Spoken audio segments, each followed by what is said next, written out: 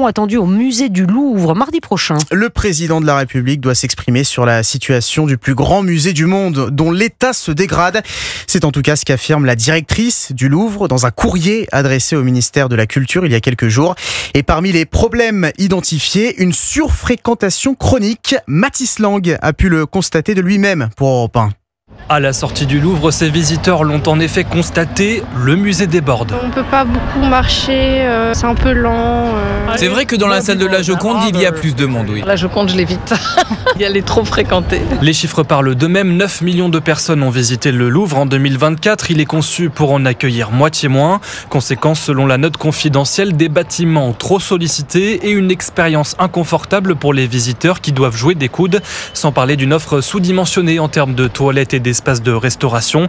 Pour Élise Muller, secrétaire nationale Sud Culture et salariée au musée, c'est l'ensemble de l'organisation des visites qui doit être repensée. Un visiteur qui se rend au Louvre va voir la Joconde, la Victoire de Samothrace et la Vénus de Milo. Et par contre, le Louvre ne rend pas attractif d'autres espaces qui sont magnifiques, qui pourraient aussi permettre de délester certaines parties du musée au profit d'autres. Pour éviter la saturation, une jauge a été mise en place en 2022 par la présidente du Louvre. Elle est établie à 30 000 visiteurs par jour maximum. Le reportage européen de Mathis Lang.